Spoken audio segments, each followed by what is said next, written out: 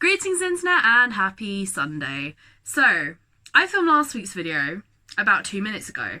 I've just changed my t-shirt and put my hair in bunches because my hair is really annoying me because it's greasy and I haven't washed it yet and I need to wash it. Anyway, moving on. I don't know what that was. Moving on. So this week I wanted to kind of talk about, well no, I was actually scrolling through I think it's the YouTube Creators app or something like that. I was just scrolling through and I was looking at like some of my older videos and I noticed that my living in student accommodation video is, the last time I checked, at 190 views. That's kind of big for me. That is kind of big for me, so considering it's got the most views, I thought I'd do a part 2. Except this time, I'm going to kind of talk about the expectations versus reality of living in student accommodation. Yeah, that's what I wanted to do. That is what I wanted to do. I haven't written anything down though, so I don't really have a script to kind of go off, which could end in disaster. So I guess the first thing is the whole sort of moving in experience. Before I moved into university, I kind of thought that the moving in bit would be kind of easy, that I wouldn't really have that much stuff. But in reality, I had so much stuff, it was ridiculous. I think my dad had to park outside my accommodation for about 20 minutes while I unloaded the car. It was a kind of a stressful experience, especially because at that point my room was upstairs. So I had to get it all into a lift, all the way up, all the way out of the lift, and hope that no one stole my stuff whilst I went down and got the rest of it. So yes, that was kind of stressful. I think the best way to kind of prepare for it is don't pack loads of stuff. I think that was what my problem was. I packed so much stuff that I didn't really need. Or it's kind of stuff that's still in my uni room now that I've just not used over the whole year. But I'm like, oh, but if I don't take it, I'll miss it. Don't be sentimental about stuff. Honestly, just take the stuff that you need. Just take the stuff you need. Because it's just annoying otherwise. You have too much stuff and you have nowhere to move in your room, or nowhere just to even put a cup down, or to like eat your dinner if you're not going to eat it in the kitchen.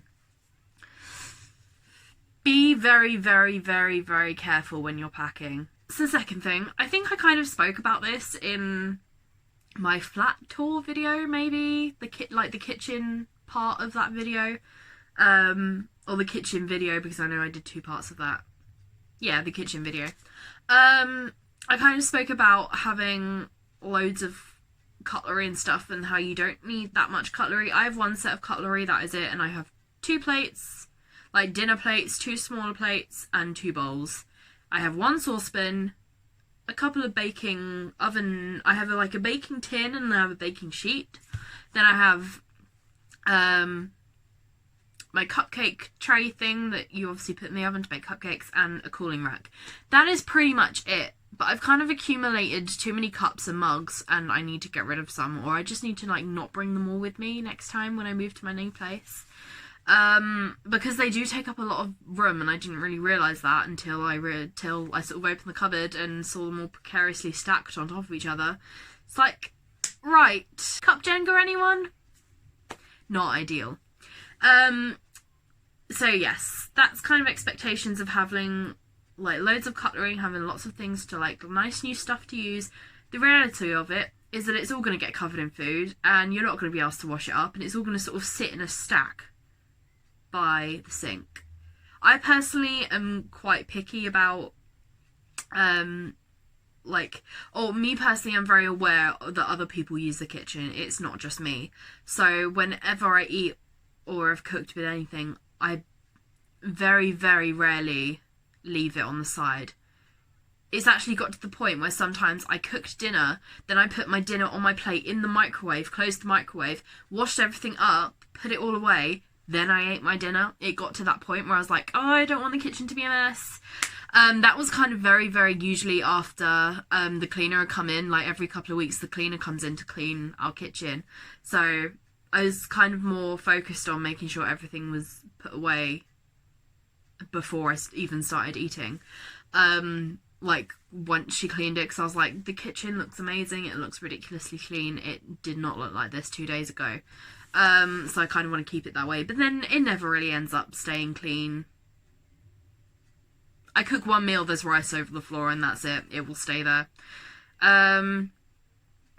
So yeah, that's kind of an expectation versus reality. You kind of want your kitchen to be nice and tidy, but the reality of it, no one really can be asked. Let's face it. So one expectation that I had before I moved into my student accommodation was that I was going to have, like, amazing flatmates that we'd all sort of click and gel together. They'd be my exact kind of people. And the reality of it was I ended up moving within 6 weeks. 6 weeks of me being at uni, I ended up moving into a different room or a different flat, because I couldn't deal with who I was living with before. And when I first filmed this video, I was trying to be sort of very careful about it, because obviously I kind of lived in the same building, and you know, there was a possibility that I'd actually be able to see these people again. But now that I'm not living there anymore, and I'm almost 100% certain they don't watch these videos, I really didn't like my flatmates. I don't think they like me particularly. And do you know what? They just weren't my kind of people, and that's kind of what I kept saying to myself. They weren't my kind of people, you know. I'm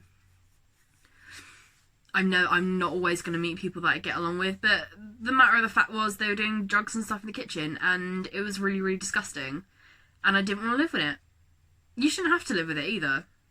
I grew up here, and I emailed reception, told them that I wanted to move, and that was it. The expectation of your student accommodation dealing with sort of drugs and stuff very strictly, as they sort of say in their terms and conditions, and like none of it will be tolerated. Reality of it is, I don't really think they give a crap, because they said that once I'd emailed them to say that I didn't want to live there anymore, I wanted to move, and that they were doing drugs and smoking in the kitchen, things like that.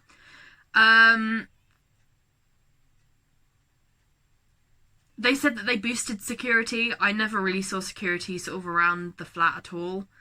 I mean, I guess they must have done, but I'd never really noticed it before. But yeah, it's when it got to the point that I was sort of cooking my dinner at like 5:30 in the evening, and then going into my room and locking my door till like 7 in the morning when I was getting up and getting ready to go to uni. It was at that point that I realised you actually can't live like this.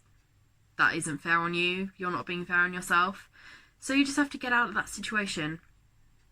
I think over the course of this year, I've kind of like become more confident in standing up for myself, or become more confident at sort of speaking my mind, I guess is the best way of putting it. Because there's been a few times where stuff has kind of annoyed me, and I've, you know, confronted the problem rather than just sort of telling people and not doing anything about it. So yeah, but yes, like even when I moved out, I didn't tell my old flatmates that I was moving out. I told them after I'd moved out, literally a couple of hours after I'd moved out, because one of my old flatmates thought she'd left her straighteners on in her bedroom, and she kept calling my phone.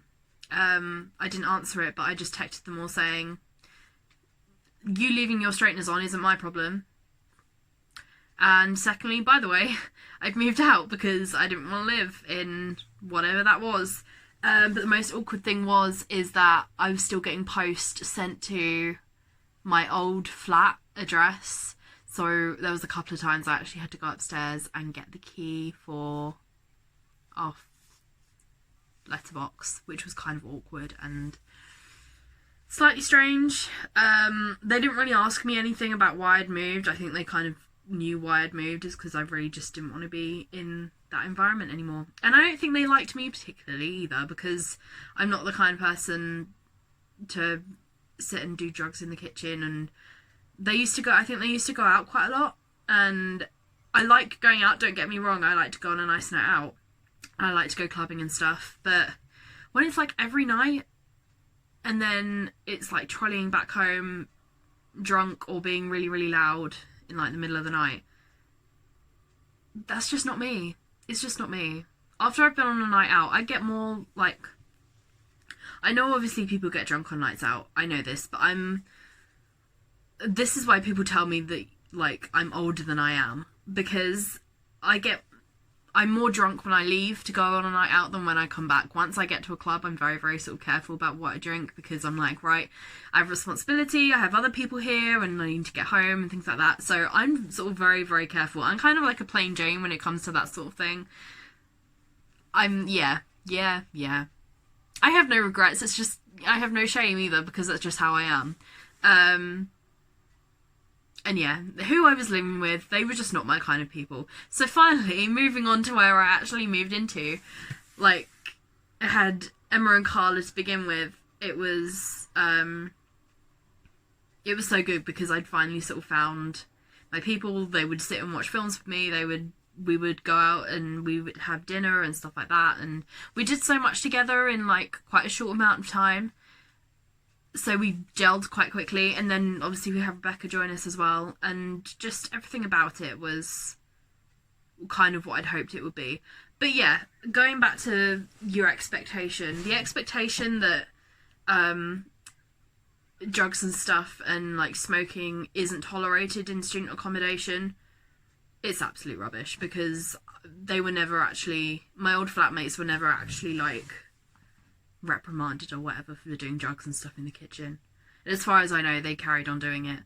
And I also realised kind of how common it was, because a lot of people were kind of going through that, or, like, had people doing, like, even just smoking and stuff in their flat. I know so many people that did that. Even though, like, terms and conditions on when you signed for the flat, like, said, no, you can't. It just kind of shows that they didn't really care. They really didn't care, like, the student accommodation services. And I'm not saying that that's a bad thing, but at the same time, when you say in your terms and conditions that you shouldn't be, I think in my head, I just kind of wished that my old flatmates had been reprimanded or something more than they had been, which was just added security. And even then, I don't think they actually stopped them from doing anything.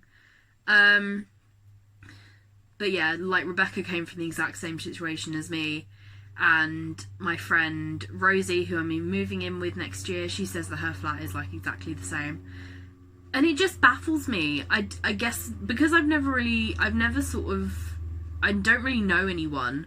Before I went to uni, I never really knew anyone that did drugs or anything, so going into that environment sort of straight away, I think that was kind of what made me realise, like, whoa, this is a real life thing that happens everywhere. Yeah.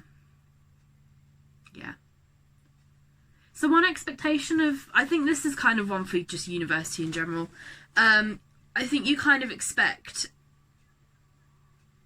like, for it all to be amazing and incredible, and then you would, like, have your days where you kind of felt homesick and stuff. The reality of university is this. It's an incredible experience, and I've grown up so much in the past year. I've learnt a lot, both on my course and about sort of life and handling money and things like that in general. I've learnt a lot, and had I not been going to uni, I don't think I would learn or would have the experiences that I do have now. If you are a student that is about to go to university, I hope this kind of gives you an insight of what you're in for. University is an amazing experience, and don't let anything I've said put you off. That is just my personal experience. It could be completely different for you, and I know a lot of people that have gone to university and, like, lived with amazing flatmates throughout the whole year, instead of, like, having a bad start to the year and then moving in with better people, or whatever your situation is. If you are a university student anyway, please comment down below if you agree with any of this or you relate to any of it at all. If you have any questions, if you're going to university and you have any questions, please don't hesitate to ask, or put them in the comments down below, or on my Instagram, which I will link here. Pop up in my direct messages or whatever. If you have any questions about university, feel free, because at this point, I could do with something to do when I get home from work. it'd be nice to like hear from some of you guys. I know that a lot of like my followers are people that I actually know and like are my friends, but I'm kind of intrigued to know how many of you, of my subscribers, are people that I don't actually know. That's kind of like intriguing and exciting for me. So in a very strange way, it's intriguing to me to find out how many people are watching this that I don't actually already know. So yes, that is it for this week's video. I will see you on Wednesday for a vlog that I have not made yet. And actually no, I probably would have made it by this point. I just have no idea what I'm going to vlog. It might have to be sort of a weekly vlog or something. I don't know. We'll see. We will see. Because I can't really vlog at work. That would be awkward. And just kind of difficult because I only have a 20-minute lunch break. So it's just difficult anyway. So yes, I don't know what Wednesday's video will be. It will be something. It will be something. I could plan it. I'm going to plan it. I'm going to find out what I'm going to film, and you will find out on Wednesday. I will see you on Wednesday. Have a lovely rest of your week or a lovely rest of your day. Whatever, whenever time you're watching this. I will see you next time. Bye everyone!